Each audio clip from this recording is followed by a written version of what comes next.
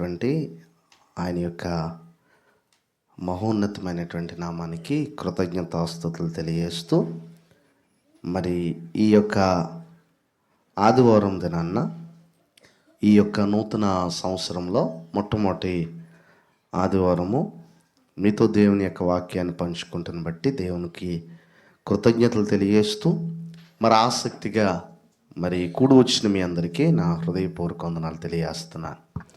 చాలా సంతోషం. ఇది దేవుని యొక్క సమయము, దేవుణ్ణి మనము స్తుతింపచేసేటువంటి, ముఖ్యంగా ఆయనను ఘనపరిచేటువంటి సమయాన్ని దేవుడు మనకు ఈ సమయంలో దేవుని యొక్క కృపను బట్టి కొద్ది సమయము 62వ కీర్తనలో ఉన్నటువంటి విషయాల్ని ధ్యానిద్దాం. కీర్తనలు గ్రంథము చాలా ఆత్మ సంబంధమైనటువంటి, ఒక ఆరాధికుడికి చాలా ఆనందాన్ని, కష్టాల్లో ఓదార్పును, దేవునితో అవినోభావ సంబంధాన్ని కీర్తనలు ఎప్పుడు పెంచుతూ ఉంటాయి. ఈ కీర్తనల మూల పదం కూడా ఆరాధన. ఈ కీర్తనల గ్రంథము దాదాపుగా చాలా కీర్తనలు దావీదు గారు రాశారు. లేదు అని అంటే ఇంకా ఆ యొక్క కీర్తనలో ఆ గ్రంథకర్తలు దేవునితో వారి యొక్క సంబంధము ఏ విధంగా ఉంది, దేవునితో వారికి ఉన్నటువంటి రిలేషన్షిప్ ఏంటి, వారు దేవుణ్ణి ఎలా కనపరిచారు, ఏ విధంగా వారు దేవునితో లీనమయ్యి దేవుని పట్ల వారు భయభక్తులు కనపరిచారనేటువంటి ప్రాముఖ్యంగా కీర్తన గ్రంథం తెలియపరుస్తూ ఉంటుంది. ఈ కీర్తనలో సంతోషముతో రాసినటువంటి కీర్తనలు ఉన్నాయి. రెండవది దుఃఖములు రాసిన కీర్తనలు కూడా ఉన్నాయి. తర్వాత ప్రయాణం చేసేటప్పుడు రాసినటువంటి కీర్తనలు ఉన్నాయి. చాలా ఇక్కట్లు శోధనలో పడినప్పుడు ఉన్నటువంటి కీర్తనలు కూడా ఉన్నాయి. అలాగనే మనం ఆలోచించినట్లయితే ప్రార్థన కూడా ఇందులో ఉంది. కీర్తన గ్రంథంలో మోషే ప్రార్థన కూడా మనం చూస్తూ ఉంటాం. ఇలాగా కీర్తనలో చాలా విలువైనటువంటిది.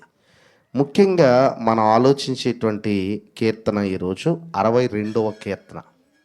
ఒకసారి 62వ కీర్తనని మనం ఆలోచించినట్లయితే, నేను ఒకసారి 62వ కీర్తన అంతా కూడా చదువుతున్నాను. దయచేసి మీ పరిశుద్ధ గ్రంథాల నుంచి ఈ 62వ కీర్తనని జాగ్రత్తగా గమనించాలని మనవి చేస్తున్నాను. నా ప్రాణము దేవుని నమ్ముకొని మౌనంగా ఉన్నది, ఆయన వలన నాకు రక్షణ కలుగును. ఆయనే నా ఆశ్రయ దుర్గము, ఆయనే నా రక్షణకర్త, ఎత్తైన నా కోట ఆయనే, నేను అంతగా కదిలింపబడను. ఎన్నాళ్ళు మీరు ఒకనిపై పడుదురు, ఒరుగుచున్న గోడను పడబోవు కంచెను ఒకడు పడద్రోయినట్లు మీరందరూ ఎన్నాళ్ళు ఒకని పడద్రోయ చూచుదురు. అతని ఔన్నత్యము నుండి అతని పడద్రోయుటకే వారు ఆలోచించుదురు. అబద్ధమాడుట వారికి సంతోషము, వారు తమ నోటితో శుభవచనములు పలుకుచు అంతరంగములో దూషించుదురు.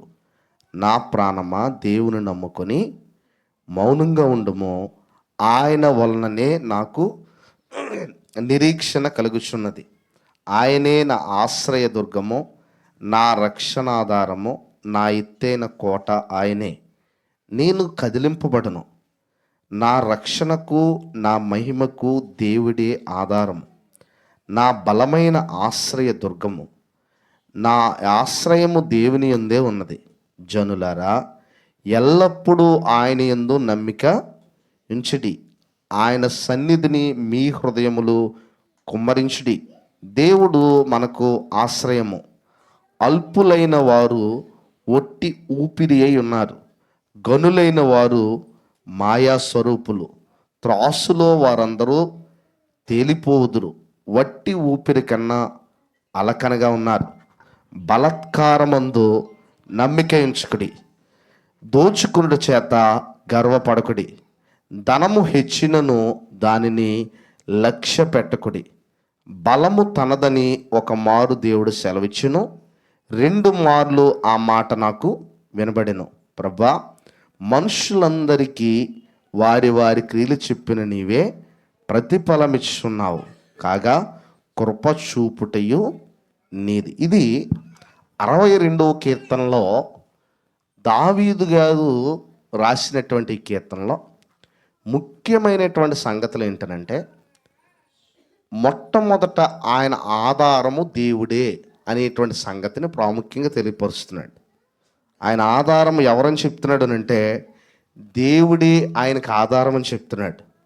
ఎందుకంటే దావీదు ప్రాముఖ్యంగా ఈ కీర్తనని రాసేటప్పటికీ ఆయన బహుశా కొంతమంది పండితుల అభిప్రాయం ఏంటంటే సౌలు చేత కష్టాలు పడుతున్నటువంటి సందర్భంలో రాసి ఉండొచ్చు, లేదంటే ఇంకా మిగతా వాళ్ళు ఎవరైనా సరే దావీదుని ఎవరైతే ఇబ్బంది పెడుతూ ఉన్నారో, దావీదుని ఎవరైతే మరి చాలా కష్టపెడుతూ శ్రమల పాలు చేస్తున్నారో అలాంటి టైంలో ఈ కీర్తన రాసినట్టుగా పండితులు చెప్తూ ఉంటారు.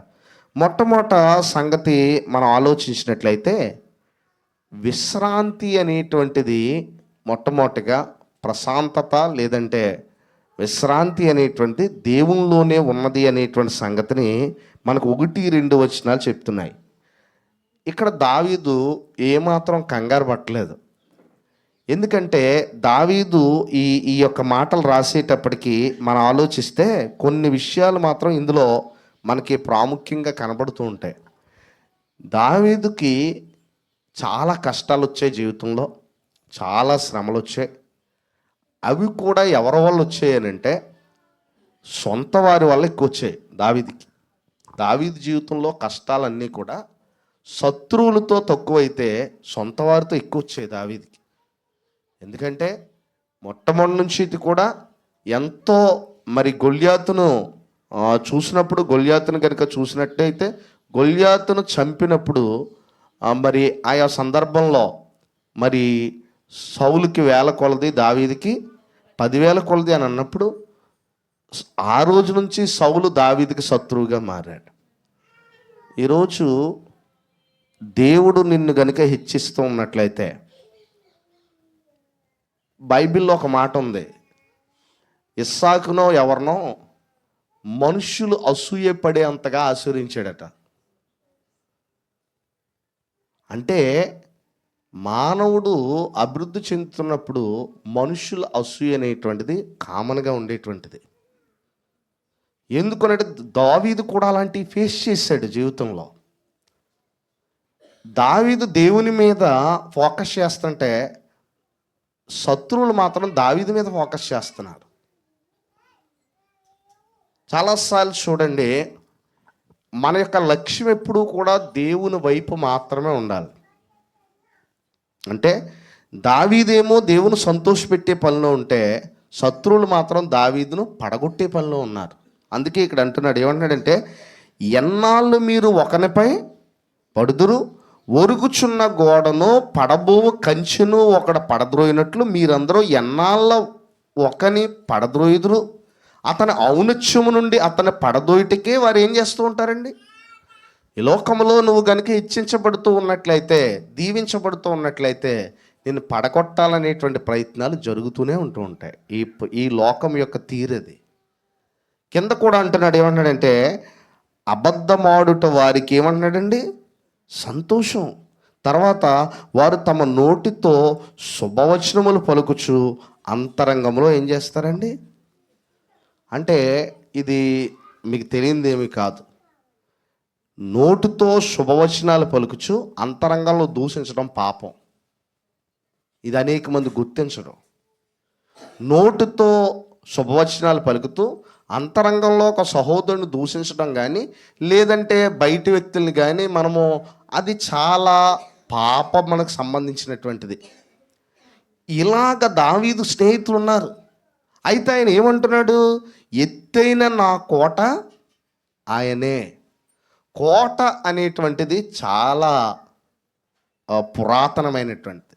ఓ మాటలో చెప్పాలంటే కోట అనేటువంటిది చాలా, మనం ఆలోచిస్తే మీకు ఇప్పుడున్న ఏవి సరిపోవు గోడలో. కోటతో కోట యొక్క గోడతో గనుక పోల్చుకుంటే కోట చుట్టూరా కట్టినటువంటివి. మీరు మనకు దగ్గరలో విజయనగరంలో కోట ఉంది, లేదంటే హైదరాబాద్లో గోల్కొండ కోట చూసిన వాళ్ళందరూ కూడా తెలిసేటువంటిది ఏంటంటే ఆ గోడలు ఏ విధంగా ఉన్నాయి, ఆ చుట్టూరు ఎంత బలమైనటువంటి పెద్ద పెద్ద రాళ్ళవి, దాని యొక్క గవిని ఎలాంటిది. అక్కడికి వెళ్ళిన వారు ఎవరైనా సరే ఆ రాళ్ళు కానీ అప్పుడు కట్టినాయి, ఈ రోజుకి అది కూలిపోకుండానే ఉన్నది. అంత స్ట్రాంగ్ అది. మనకు కూడా నేను చూసా, చాలా స్ట్రాంగ్గా ఉంటుంది. అది మధ్యలో రాజు ఉంటే ఆ గోడ దాటి ఎవడో రాలేడు. ఇప్పుడు దావీదు రాజు అయ్యుండి ఏమంటున్నాడనంటే, నా కోట నీవంటున్నాడు. ఇది కాదు నా కోట, నా కోట నీవే, నా ఆశ్రయదుర్గము నీవే, నేను వీటిని నమ్మట్లేదు.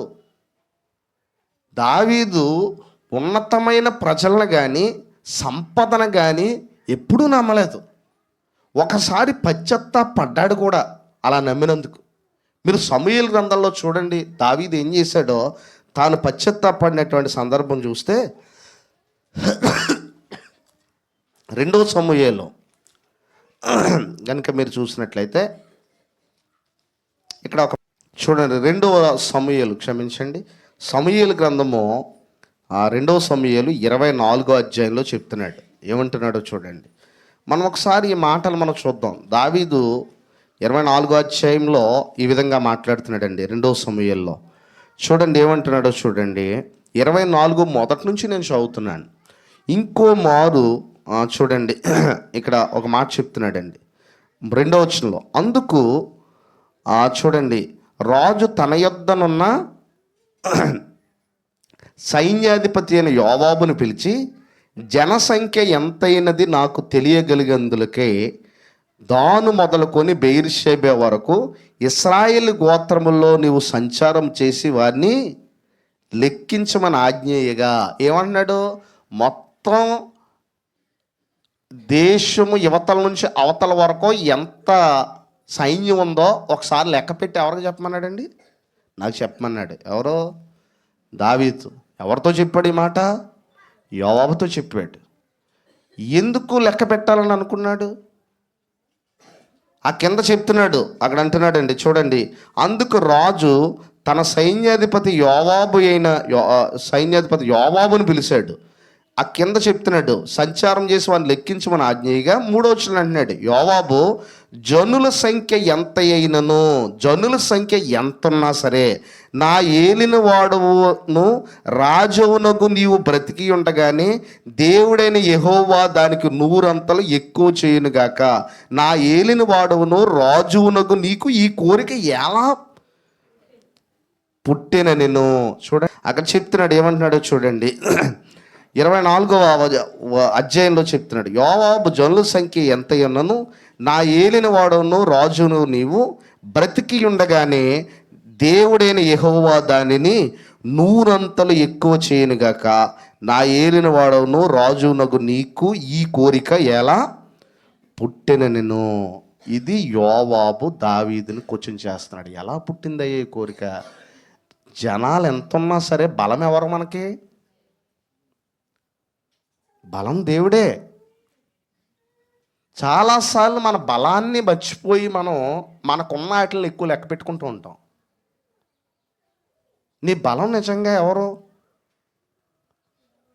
నీ బలం నిజంగా దేవుడు అనేటువంటిది నువ్వు పూర్తి హృదయంతో విశ్వసిస్తున్నావా? దావీదు లెక్క పెట్టమన్నాడు. దాదాపుగా చాలా నెలలయ్యిందండి అది లెక్క పెట్టడానికి సంఖ్య. చూడండి ఎన్ని నెలలైందో చూడండి. 4వ వచనం, అయినను రాజు యోవాబునకు సైన్యాధిపతులు గట్టి ఆజ్ఞ ఇచ్చినట్టు చేత యోవాబును సైన్యాధిపతులను ఇశ్రాయేలు సంఖ్య చూచుటకే రాజు సముఖము నుండి బయలుదేరి వెళ్ళి యోర్దాను నది దాటి యాజేరు తట్టుకు గాదులోయ మధ్య నుండి పట్టణపు కుడిపార్శ్వనకు అరోయేరులో దిగి అక్కడి నుంచి మొత్తం మీద అంతా వచ్చి చివరికి మనం ఆలోచించినట్లయితే 8వ వచనంలో చూడండి, ఈ ప్రకారం వారు దేశమంతయు సంచరించి 9 నెలలు. ఎన్ని నెలలు? 9 నెలలు పట్టిందంట లెక్క పెట్టడానికి. జనసంఖ్య ఎంత ఉందో లెక్క పెట్టడానికి ఎన్ని నెలలు పట్టింది? 9 నెలలు 20 దినములకు తిరిగి ఎక్కడికి వచ్చారండి వాళ్ళు? యెరూషలేముకి వచ్చి అప్పుడు యోవాబు జనసంఖ్య వెరసి రాజునకు అప్పగించాను. ఇశ్రాయేల్లో కత్తి దూయగల 8 లక్షల మంది యోధులుండిరి, యోధావారులు 5 లక్షల మంది ఉండిరి. ఇంతమంది ఉన్నారు మనకి అని చెప్తే ఈ 8 నెలల తర్వాత దావీదుకి పశ్చాత్తాపం వచ్చేసింది. దేని గురించి వచ్చింది పశ్చాత్తాపం? చూడండి దేని గురించి వచ్చింది. 10వ వచనం, జనసంఖ్య చూచినందుకే దావీదు మనసు కొట్టుకొనగా. జనసంఖ్య చూసినందుకు దావీదు మనసు ఏమైందండి?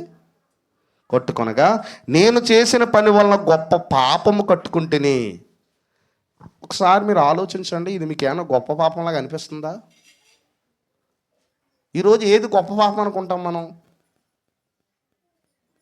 మనకున్నాయన్నీ లెక్క పెట్టుకొని దేవుని మీద ఆధారపడకుండా ఈ సంపదల మీద, ఈ ఆస్తుల మీద ఆధారపడడం పాపం కదా? ఎందుకు ఎప్పుడు నీ ఆస్తులు ఇతరులకు వివరించడానికి చూస్తావు? నీ బలం చెప్పడానికే కదా. దావీదు లాంటి గొప్ప రాజు తన జనసంఖ్య లెక్కించినందుకు పాపం చేశానంటున్నాడు. ఎందుకంటే ఇది లెక్క పెట్టుకోవడం వల్ల నాకు ఆధారం ఇదే తప్ప దేవుడు కాదు అనే చెప్తున్నాం. జీవితంలో జ్ఞాపకం ఉంచుకోండి, మీ ఆస్తులు ఎక్కువ ఎదుటోడికి వివరిస్తున్నారనంటే మీ బలం ఏంటో చెప్తున్నారు ఎదుటోడికి. కానీ మన బలం దేవుడనే చెప్పాలి ఎప్పుడు ప్రజలకి. ఏది ఎక్కువ చూపించుకుంటున్నావు నువ్వు ఈ లోకంలో? నా బలము దేవుడిగా చూపించుకుంటున్నావా? దేవుడి యందే ఒకడు నిజంగా ఆధారపడుతున్నాడు అనేటువంటిది ప్రజలకు ఒక సందేశంగా వెళ్తుందా? దావీదు జనసంఖ్య చూచినందుకే దావీదు మనసు కొట్టుకొనగా, నేను చేసిన పని వల్ల గొప్ప పాపము కట్టుకుంటుని. ఇది గొప్ప పాపంగా మనకేమైనా కనపడుతుందా? ఇది ఎవరికన్నా గొప్ప పాపం అని అనిపిస్తుందా? కానీ దావీదుకి అనిపించింది. ఎంతో తెలుసా? దావీదు హృదయములో దీన్ని బట్టి అన్నా చెప్పొచ్చు, తాను ఎంత ఎదిగినా, తనకి ఎంత ఉన్నా తనకు దేవుడే ఆధారం అనుకొని బ్రతికాడు. ఇవేమీ నన్ను రక్షించలేవని నమ్మాడు అతను. అందుకే అన్నాడు, ఉగ్రత దినమున ఆస్తి అక్కరకు రాదన్నాడు. ఏమి రాదండి? ఆస్తి అక్కరకు రాదట. ఈ లోకములో నిజంగా మీరు కనుక ఆలోచించండి, నా బలము, నా కోట, నా శైలము, నా ఆధారము దేవుడేనా? ప్రతిరోజు నా హృదయములో నేను ఒక రకంగా ఆలోచించినట్లయితే నా హృదయము నిజంగా దేవుడి మీదే ఆధారపడ్డానని నాకు చెప్తుందా? నోటి మాట కాదు, నిజంగా నీ హృదయం దేవుడి మీద ఆధారపడిందా? చాలా సందర్భాల్లో మీరు కనుక ఆలోచించినట్లయితే ఆయన బైబిల్ గ్రంథంలో చెప్పాడు, మనుషులను నమ్ముకుంటే కంటే యెహోవాను నమ్ముకొనుట మేలు. రాజుల చేతనైనను రక్షణ కలుగుదు. ఎందుకోనంటే మనకి మనుష్యుల యొక్క విధానంలో చాలాసార్లు మనం ఆలోచించినట్లయితే మనం ఈరోజు ఏమనుకుంటున్నామనంటే మానవుడు ఆధారం లేకపోతే బతకలేడని అనుకుంటున్నాం. కానీ కాదు, దేవుడే మానవుడికి ఆధారం. ఇది మనం ఖచ్చితంగా నిరూపించుకోవాలి.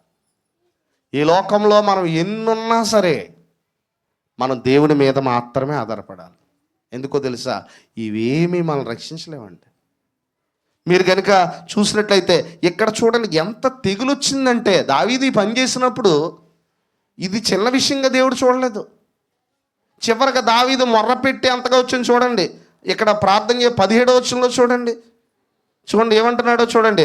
దావీదు జనులను నాశనము చేసిన దూతను కనుగొని యెహోవాకు ఎలాగూ ఏం చేశాడు? దావీదు ప్రార్థన చేశాడట. ఎందుకంటే మొత్తం అన్నీ నాశనం అయిపోతున్నాయి, తెగుళ్ళన్నీ వచ్చేస్తున్నాయి. ఎందుకు ఇదంతా కూడా? జనసంఖ్యను ఏం చేశాడండి? లెక్క పెట్టాడు. లెక్క పెట్టుకోవడం తప్పు కాదు, లెక్క పెట్టిన తర్వాత నీ మనసు ఏ విధంగా ఉందన్నది చాలా ముఖ్యమైన ఇంపార్టెంట్. నీ దగ్గర ఎన్ని డబ్బులు ఉన్నాయో లెక్క పెట్టుకోవడం మంచిదే, నీకు ఎంత ఉందో లెక్క పెట్టుకోవడం మంచిదే. కానీ లెక్కెట్టిన తర్వాత నీ హృదయం ఎలా ఉంటుందన్నది చాలా ఇంపార్టెంట్. లెక్కెట్టిన తర్వాత బలం వచ్చేస్తుందంటే డెఫినెట్గా నువ్వు వాటి మీద ఆధారపడుతున్నావు. లెక్కెట్టిన తర్వాత లెక్కెట్టిన తర్వాత నా జీవితానికి ఇంకే ఏ డోకా లేదు అని ధైర్యంగా ఉన్నావంటే ఖచ్చితంగా నువ్వు దేవుని మీద ఆధారపడలేదు. నీ ఆధారం ఈ భూ సంపదే. ఎందుకంటే మనం ఆలోచించినట్లయితే దేవుని యొక్క ఆలోచనలో ఇక్కడ చూడండి, దావీదు జనసంఖ్య లెక్క పెట్టినందుకు తన హృదయము ఏం చెప్తుందనంటే, యెహోవా ఎంత తోడుగా ఉన్నా సరే అతను మాత్రం ఏట్ల మీద ఆధారపడాలని అనుకున్నాడు, జనసంఖ్య మీద. ఇప్పుడు గొప్ప అపాయం వచ్చింది. మనం పాపం పాపం పాపం పాపం అనుకుంటాం కదా, అసలు ఈ పాపాన్ని ఎవరైనా గుర్తించగలరా? మన దేవుడి మీద కాకుండా మనుషుల మీద ఆధారపడడం అనేటువంటిది ఎంత పాపము. మన హృదయాల్లో దేవుడి కంటే ఎక్కువగా ఆధారభూతులు ఎవరన్నా ఉన్నారని అంటే అది ఎంత అవమానకరం. అందుకే ఇక్కడ చెప్తున్నాడు, ఏమన్నాడు చూడండి 17వ వచనంలో, దావీదు జనులను నాశనం చేసిన దూతను కనుగొని యెహోవాకు ఎలాగూ ప్రార్థించెను, చిత్తగించుము, పాపము చేసిన వాడును ఎవరన్నాడండి? నేనే. ఈ సందర్భంలోనూ అలాగే దావీదు జీవితంలో మరొక సందర్భం ఎక్కడ ఒప్పుకున్నాడు పాపాన్ని? బెత్షెబాతో పాపం చేసినప్పుడు దావీదు ఒప్పుకున్నాడు. మళ్ళా పాపం చేసిన వాడు నేనే అనే మాట ఇక్కడ అంటున్నాడు. నేనే పాపం చేసిన వాడు. ఏ పాపం చేసావు అని అడగండి ఒకసారి ఇంటికి వెళ్ళి. దావీదు నువ్వు ఏ పాపం చేసావు, ఇంత చేయవలసిన పాపం ఏంటంటే, నేను నా దగ్గర ఉన్నాయన్ని లెక్క పెట్టుకుని జనసంఖ్య అంతటిని ఆ టైంలో నా హృదయం ఎవరి మీద నుంచి తొలగించుకున్నాను? మీరు ఒకటి గమనించండి, మన హృదయము దేవుని మీద నుంచి తొలగించుకున్న ప్రతిసారి మనం పాపమే చేస్తున్నాం. మన హృదయం దేవుని మీద నుంచి తొలగించుకున్న ప్రతిసారి మనం పాపమే చేస్తున్నాం. ఇలాంటి దీనికోసం ఎంత పశ్చాత్తాపడ్డాడో చూడండి. పాపము చేసిన వాడు నేను, దుర్మార్గంగా ప్రవర్తించిన వాడును ఏమంటున్నాడండి? ఏంటిది దుర్మార్గమా? లెక్క పెట్టుకోవడం. దుర్మార్గంగా ప్రవర్తించిన వాడును కూడా నేనే అంటున్నాడు. ఇక్కడ చూడండి, గొర్రెల వంటి వీరేమి చేసిరి, నన్నును నా తండ్రి ఇంటి వారిని ఏం చేయమంటున్నాడండి? శిక్షించు. ఈ తప్పు చేసింది ఎవరో తెలుసా? నన్ను నా తండ్రి ఇంటి వారిని శిక్షించు. వీళ్ళు ఏం చేశారయ్యా? తప్పు నాదే. ఒక రాజు అయ్యుండి కూడా ఎలా మాట్లాడుతున్నాడో చూడండి. ఒక రాజు అంటే మీరు ఒకసారి మాటలు మాట్లాడి ఆయన యొక్క స్టేటస్ ఏంటి? ఎవరైనా రాజు. రాజులు సైతము ఎవరి మీద ఆధారపడ్డారండి? రాజులు సైతం ఎవరి మీద ఆధారపడ్డారు? రాజులు సైతము దేవుని మీద ఆధారపడ్డారు. రాజులు కూడా ఎక్కడా కూడా వారి రాజ్యాధికార బలము కానీ వారి యొక్క రాజ్యముల మీద కానీ ఆధారపడలేదు, వాళ్ళు దేవుని మీద ఆధారపడ్డారు. అదే దావీదు చెప్తున్నాడు 62వ కీర్తనలో. ఒకసారి మళ్ళీ మనకు అక్కడికి వెళ్దాం. 62వ కీర్తనలో అదే చెప్తున్నాడు. ఏమంటున్నాడో చూడండి. మనం కనుక ఆలోచించినట్లయితే 62వ కీర్తనలో అక్కడ అంటున్నాడండి, ఏమంటున్నాడో చూడండి. 5వ వచనంలో అంటున్నాడు, 62:5లో, నా ప్రాణమా దేవుని నమ్ముకొని మౌనముగా ఉండము, ఆయన వలననే నాకేం కలుగుతుంది అన్నాడండి? నిరీక్షణ కలుగుచున్నది. ఇక్కడ ఒక విషయం చెప్పాడండి. ఒకటి, దేవుణ్ణి నమ్ముకున్నటువంటి వాడు మనుష్యులను, రెండవది ధనమును, అంటే మనుషుల్ని. ఎందుకంటే అక్కడ చెప్తున్నాడు మనుషుల గురించి. ఏమన్నాడో చూడండి, నా మహిమకు 7వ వచనం అన్నాడు, నా రక్షణకు నా మహిమకు దేవుడే. ఎవరు ఆధారం నా రక్షణకు నా మహిమకు? చాలాసార్లు నా మహిమకు ఈరోజు నేను ఎలా ఉన్నానంటే కారణం ఎవరని అనుకుంటాం మనం? దేవుడికి ఇవ్వాల్సిన మహిమను ఏం చేయాలి? దేవుడికి ఇవ్వాలి. అపోస్తులు ఎక్కడా కూడా వాళ్ళ కాళ్ళకి నమస్కారం పెడితే ఒప్పుకోలేదండి. 2 సందర్భాల్లో వారు తిరస్కరించారు దాన్ని. ముఖ్యంగా ఒక సందర్భంలో అయితే కొర్నేలి పేతురు పాదాల దగ్గర ఏం చేశాడు? నమస్కారం చేశాడు. వచ్చినండి పాదాలకు పట్టుకున్నాడు. వెంటనే, నేను కూడా నీలాంటి నరుణ్ణే, ఆయన్నే మనం ఏం చేయాలి? చాలు. యోహాను కూడా అదే అంటుంటాడు. యోహాను దూత దగ్గర పడితే దూత అలా వద్దు, ఆయనకే మనకి ఏం చేయాలంటదండి? నమస్కారం. వాళ్ళు అలా అభివృద్ధి పొందడానికి దేవుడి ఆధారంగా చెప్పాలి తప్ప మనం అన్నట్టుగా చెప్పాలి. ఎందుకంటే మనల్ని పుట్టించింది కూడా ఎవరు? దేవుడే కదా. ఇప్పుడు ఎవరికో నువ్వు సాయం చేస్తావు, ఒక 50,000 లేదంటే ఒక 10,000 సాయం చేస్తావు. మనం ఏమంటామంటే, వాడికి 50,000 నేను సాయం చేశాం కాబట్టి రేపు నుంచి అతను నేనే ప్రభువుని అన్నట్టుగా ఉంటాం మనం. నో, నువ్వు సాయం చేసినంత మాత్రాన నువ్వే దేవుడిగా అతనికి అవడానికి వెళ్ళలేదు. నీకు వచ్చిన 50,000 కూడా అవి దేవుని అయ్యి, నీకు ఆ భాగ్యం ఇచ్చాడు, ఎదుటోడికి సాయం చేసే భాగ్యాన్ని. అంతే తప్ప నువ్వు ఆధారం కాదు.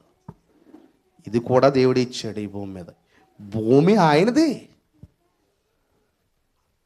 ఆది యందు దేవుడు భూమి ఆకాశములను సృజించాడు. ఎవరిది? ఈ లోకంలోనికి ఏది తేలేదు, పట్టుకొని పోలేదు, మధ్యలో వచ్చాయి ఇవన్నీ.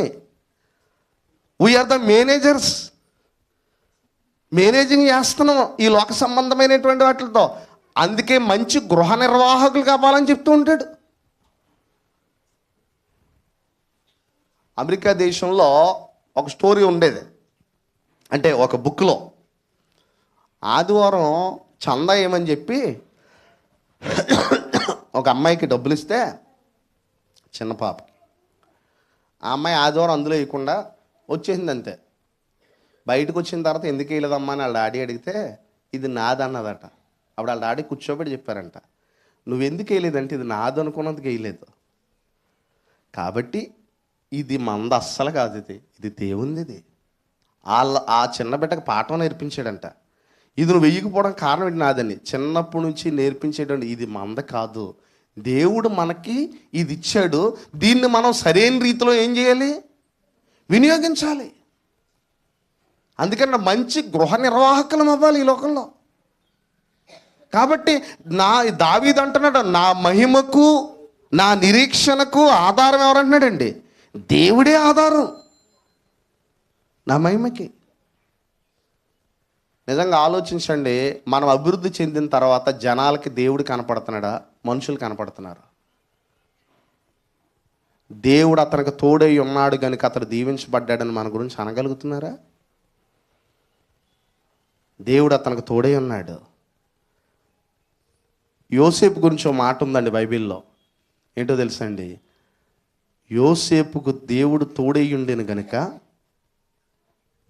ఫరో ఇంటిని ఎవరు ఆశ్రయించారంట అండి? యెహోవా ఆశ్రయించాడంట. యోసేపుకి ఎవరు తోడై ఉన్నారు? దేవుడు తోడై ఉన్నాడు కనుక మీరు సాతానుడు కూడా ఏమంటున్నాడనంటే, యోబు విషయంలో నువ్వు అతనికి అన్నీ ఇచ్చావు అందుకే నిన్ను పొగుడుతున్నాడు, అన్నీ తీసేస్తే నీ ముఖం నిన్ను ఇప్పుడే దూషించేస్తాడు. కానీ యోబు యెహోవా ఇచ్చాను తీసుకొని పోయాను, యెహోవా నామమునకు స్తుతి కలుగును గాక అన్నాడు. ఎందుకంటే నాకు ఆధారం ఎప్పుడు ఈ కాదు, ఆయనే. నా ఆధారం ఎప్పుడు ఈ కాదు. ఎందుకో తెలుసా? ఇవి ఉంటాయి, వెళ్ళిపోతాయి. ఈరోజున్న ఆరోగ్యం ఉంటుంది, రేపు ఆరోగ్యం లేకపోవచ్చు. ఈరోజు సంపద ఉంటుంది, రేపు లేకపోవచ్చు. ఈరోజు అన్నీ ఉంటాయి, రేపు లేకపోవచ్చు. కానీ ఎప్పటికైనా నేను సిగ్గుపడిన. ఎందుకో తెలుసా? నువ్వే మై స్ట్రాంగ్ పిల్లర్, నువ్వే బలమైన కోటవి, షీల్డ్ అంటుంటాడు. నా రక్షణ శృంగము, నా ఎత్తైనటువంటి కోట అంటుంటాడు. అయితే ఇప్పుడు మనుషుల మీద ఆధారపడ్డము అనేటువంటిది ఎంత చిన్న విషయం అని అంటే, మనుషుల మీద ఈ రోజుకి చాలామంది, ఈ విశ్వాసులే కాదండి, సేవకుల్లో కూడా ఉన్నటువంటిది ఏంటంటే, నేను చాలామంది సేవకుల్ని గమనించినప్పుడు నేను 20 సంవత్సరాల నుంచి తిరుగుతున్నానండి, ఎవరు నాకు సపోర్ట్ చేయట్లేదండి అని చెప్పి మాటలు ఈ రోజుకే ఉన్నాయి. 20 సంవత్సరాల నుంచి వాళ్ళు దేవుడి వెనకాల తిరగలేదు, నాయకుల వెనకాల తిరిగారు. వాళ్ళు దేవుడి వెనకాల తిరుగుంటే దేవుడు ఆదుకుంటాడు. వాళ్ళు 20 సంవత్సరాల నుంచి ఎవరి వెనకాలే పరిగెడుతున్నాడు, వాళ్ళ హ్యాండ్ ఇచ్చేయడం, నీరసం అయిపోవడం. మీరు ఎన్ని గంటలు ప్రార్థన చేస్తారని నేను అడిగితే, ఒకసారి ఒక ఆయన అడిగాడంట, 3 అధ్యాయాలైనా చదవగలరా అని. చదవాలని 3 అధ్యాయాలు అంటే చాలా కష్టం, సేవకుడే. ఒక అరగంట ప్రార్థన చేసి చేయడంటండి. ఏం చేస్తాడు? పొద్దున్న లేచినప్పటి నుంచి ఎవడానికల్లా తిరగడం. దేవుడి మీద ఆధారపడినటువంటి వారికి దేవుడు ఎందుకు ఆధారంగా ఉండడు? నాయకులు కూడా ఎప్పుడూ కూడా మేమే ఆధారం అన్నట్టుగా ఎప్పుడూ కూడా జనాల్లోకి రుద్దకూడదు. దేవుడే ఆధారం అన్నట్టుగా, దేవుడు కృపను బట్టి మేము ఈ కార్యాలన్నీ చేస్తున్నట్టుగానే ప్రజలందరికీ కూడా కనపరచగలగాలి. అందుకే పౌలు అంటూ ఉంటాడు, ఏమంటూ ఉంటాడనంటే, నేను మొక్క నాటితిని, అప్పుల్లో ఏం చేశాడు? నీళ్ళు పోసాడు. కాబట్టి మొక్క నాటి నీళ్లు పోసినోడే గనుడు అన్నాడా? వృద్ధి కలగజేయవాడు దేవుడే. మొక్క నాటి నీళ్ళు పోసేస్తే కాయలు కాసేస్తుందా? భూమి లేకుండానే. మనం ఏం చేస్తామనంటే చాలాసార్లు చూడండి, మనం నీళ్ళు పోసాం కాబట్టి కాయలు కాసింది అనుకుంటాం. ఎవరు నీళ్ళు పోసినా కాయలే కాస్తుంది. మనం పోసినందుకే కాదు, అది అక్కడ ఇందులో లేదండి. నీళ్ళు పోసేవాళ్ళు ఏమీ లేదు అక్కడ. మొక్క అమ్మినోళ్ళు ఏమీ లేదు, మొక్క నాటినోళ్ళు ఏమీ లేదు. ఫలించడానికి భూమికి శక్తిని ఎట్టాడు చూసాం, ఆయనలో ఉంది శక్తి. అవునా? అది మనం మర్చిపోతాం.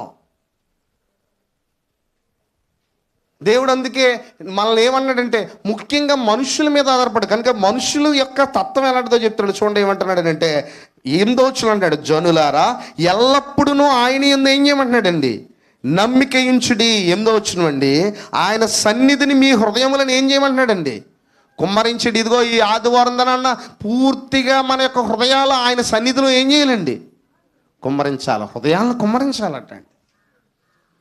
తర్వాత కూడా చెప్తున్నాడు, ఏమన్నాడు చూడండి, ఆ దేవుడు మనకు ఆశ్రయము. ఇప్పుడు 9 నుంచి 12 వచనాలు ఏం చెప్తున్నాడంటే, సంపద కానీ మనుషులు కానీ ఎప్పుడు ఆధారంగా చేసుకోకండి మీ జీవితాలకి. మనుషులు ఎలాంటి వారు చెప్తున్నాడు చూడండి, అల్పులైన వారు వట్టి ఊపిరి అయి ఉన్నారు.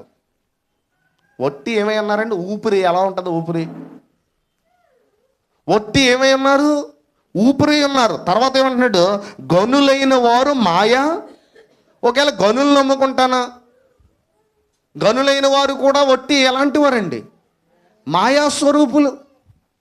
అల్పులు వట్టివారే, గనులు కూడా మాయా స్వరూపులే. త్రాసులో వారందరూ ఏమైపోతారు, తేలిపోతారు. తర్వాత అంటున్నాడండి, బలత్కారం ముందు నమ్మకం ఉంచుడు. ఇంకోటి ఉందంటే ఇది కాకుండా మళ్ళీ ధనం గురించి చెప్తున్నాడు. బలత్కారం ముందు నమ్మకం ఉంచుడి, దోచుకుంటే చేత ఏం చేయకుండా అన్నాడండి. ఎలాగోలాగా ఆస్తి సంపాదిస్తే ఆ సంపద మనకు ఏమన్నా ఆశీర్వాదకరమా, న్యాయంగా సంపాదించకుండా?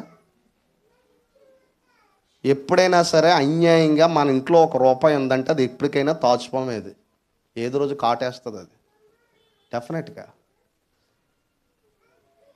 డబ్బులు తక్కువ ఉన్నా పర్లేదు, కానీ డబ్బులు ఎక్కువ ఉన్న ఆ డబ్బు అన్యాయం చేత మన ఇంట్లోకి కనుక వచ్చిందా అది ఎప్పటికైనా సరే గేహజీ లాంటి పరిస్థితికి తీసుకురావచ్చు. ఇక్కడ అంటున్నాడు, యథార్థవంతుడికి కొంచెమే శ్రేష్టము. యథార్థవంతుడికి కొంచెమే శ్రేష్టం. నువ్వు పోటీ పడకి లోకంతో. డిఎల్ మూడీ గారి యొక్క తల్లిగారు, ఆయన మంచి క్రైస్తవ భక్తిపరుడు. వాళ్ళ ఇంటిలో చిన్నప్పుడు పని చేస్తే కానీ భోజనం ఉండేది కాదటండి, పని చేస్తే కానీ. అలాగనే వారు పనికి వెళ్ళారు. అంటే ఆ రోజు పని చేస్తే ఆ రోజు 2 పూట్ల ఏముండేది, భోజనం ఉండేది. ఒకరోజు ఆదివారం ఆరాధనకు రాలేదు డిఎల్ మూడీ గారు. చిన్నప్పుడు వాళ్ళ అమ్మ అడిగిందంట. ఈరోజు ఆ డిఎల్ మూడీ గారే కష్టపడేవారు. ఆయన వాళ్ళ అమ్మ ఎప్పుడు కన్నీళ్ళు కాచి ఒక మాట అన్నది. ఏమన్నదంటే, బాబు నువ్వు ఈరోజు ఆదివారం ఎందుకు రాలేదంటే, అమ్మ ఈరోజు నేను పనికి వెళ్ళకపోతే ఆదివారం 2 పూట్ల మనకేముండదు, భోజనం ఉండదు. కాబట్టి నేను అందుకే ఏం చేశానమ్మా, పనికి వెళ్ళానమ్మా. నువ్వు వెళ్తున్నావు కదా ఆరాధన కంటే. వాళ్ళ అమ్మ అన్నదట, ఈ రోజు నుంచి 1 పూట అయితే తిందాం పర్వాలేదు, కానీ దేవునిలో ఉందాం, 1 పూట అయితే తిందాం. ఆయన ప్రపంచ ప్రఖ్యాతిగాంచినటువంటి గొప్ప బోధకుడు అయ్యాడు. ఈరోజు నుంచి 1 పూట తిందాం, కానీ దేవునిలో ఉందాం. అది ఎంతో ఆనందం కదా మన ఇంటికి. ఎప్పుడు కూడా జీవితంలో జ్ఞాపకం ఉంచుకోండి, సరిపోవట్లేదని దేవుని వదిలిపెట్టద్దు. సరిపోవట్లేదని దేవుని వదిలిపెట్టదు. ఎందుకో జీవితంలో నీకు ఇంకెవ్వరో సరిపెట్టలేని నరకానికి వెళ్ళిపోతావు. అప్పుడు నీకు ఎవ్వరో ఓదార్చలేరు. ఇంకా సరిపోవట్లేదు అని చెప్పి దేవుని వదిలిపెట్టొద్దు. ఆకలితో అయినా దేవుని స్తుతించిన పౌలుని జ్ఞాపకం చేసుకోండి. ఈరోజు ఆ పరిస్థితులు ఎవరన్నా పెట్టలేదు దేవుడు. కనుక ఇక్కడ అంటున్నాడు ఏమన్నాడంటే, నువ్వు ఖచ్చితంగా దేవుని కొరకు టైం కేటాయించాలి. నీ జీవితం దేవుడై ఉండాలి. నీ లైఫ్లో ఒక పార్ట్ దేవుడై ఉండకూడదు. నీ లైఫ్లో ఒక పార్ట్ దేవుడై ఉండకూడదు. నీ లైఫే దేవుడై ఉండాలి. నీ లైఫే దేవుడిగా ఉండాలి. అందుకే ఇక్కడ చెప్తున్నాడు, కింద అంటున్నాడండి, ధనము హెచ్చినను దానిని ఏం చేయొద్దు అంటున్నాడండి, లక్ష్య పెట్టుకోండి. బలం మాత్రం ఎవరై ఉండాలి మనకి? బలము. చివరగా చెప్తున్నాడండి దావీదు. ఈ మాటలు కూడా చదివి ముగించుకుందాం. 11 వచనం, బలము తనదని ఒక మారు దేవుడు సెలవిచ్చును, 2 మార్లు ఆ మాట నాకు వినబడెను. ప్రభువా, మనుషులందరికీ వారి వారి క్రియలు చెప్పున నీవే ఏమిస్తావు, ప్రతిఫలం ఇచ్చేవాడు కాగా కృప చూపుటయు నీది. ఈ కీర్తన అంతటి సారాంశం ఏంటంటే, ఒకటి దేవుణ్ణి నమ్ముకున్నాడు, రెండిట్లు మాత్రం నమ్మొద్దని చెప్పాడు. ఒకటి మనుషులను, రెండోది ఏంటంటే అన్యాయంగా సంపాదించిన ధనాన్ని నమ్మకండి. మన బలం ఎప్పటికైనా ఎవరు అంటున్నాడండి? దేవుడే అంటున్నాడు. ఇప్పుడు మనం కూడా చెప్పగలగాలి ప్రతిరోజు ఏమని?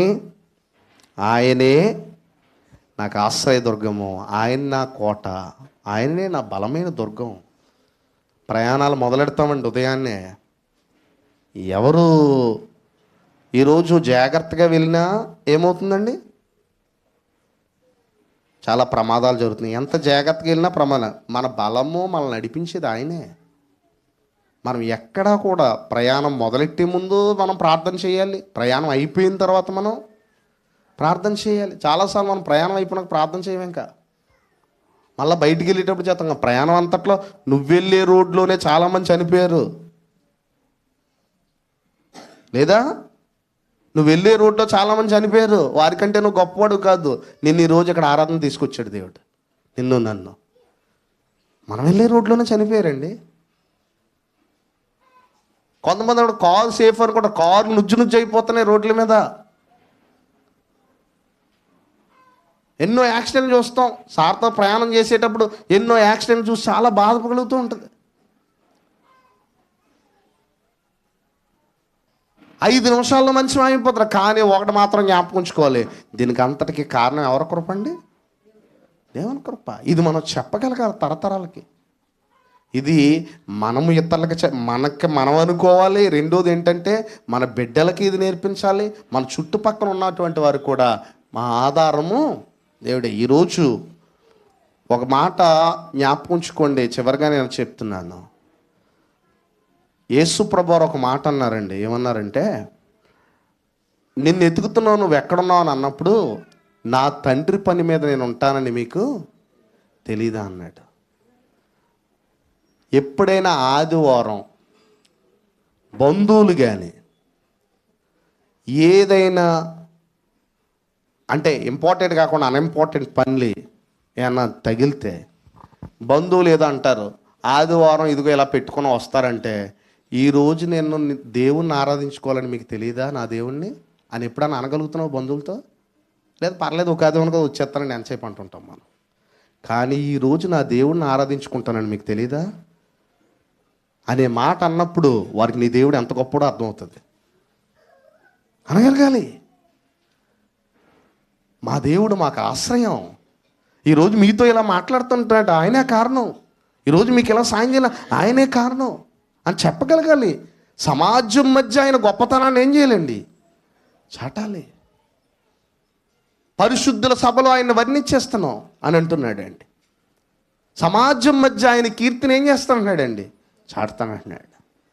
క్రైస్తవ్యం యొక్క గొప్పతనం వాళ్ళకి ఎవరు ఆధారభూతుడో. మన ఆధారభూతుడు ఎలాంటివాడో తెలుసండి? క్రీస్తే మనకు ఎవరండి ఆధారం. ఈ క్రీస్తు ఎంత ఆధారమో తెలుసా? ఇదిగో మృతుడనైతిని కానీ యుగయుగములు జీవించున్నాను. యుగయుగములు మృతుడయ్యాడు కానీ యుగములు జీవిస్తున్నాడట. అలాంటి క్రీస్తు మనకు ఆధారం. అందుకే ఆయన కూడా అన్నాడు, ఈ బండ మీద నా సంఘమును. క్రీస్తు సంఘానికి ఆధారం ఎప్పుడు క్రీస్తే. ఆ క్రీస్తునందే మన నిరీక్షణ, క్రీస్తునందే మనకు నిత్యజీవం, క్రీస్తునందే మనకు రక్షణ, క్రీస్తునందే సమస్తమైన ఆశీర్వాదాలు కూడా ఆయన ఎందే ఉన్నాయి. అలాగనే మనందరము కూడా మన ఎత్తైన కోటగా, మన ఆశ్రయ దుర్గముగా దేవుని కీర్తించి కొనియాడాలని ఈ జీవితంలో గొప్ప భాగ్యాన్ని దేవుడు మనకిచ్చినందుకు దేవునికి స్తుతులు చెల్లిస్తూ ఈ మాటలు ఇంతవరకు విన్నందుకు మీ అందరికీ నా హృదయపూర్వక వందనాలు తెలియ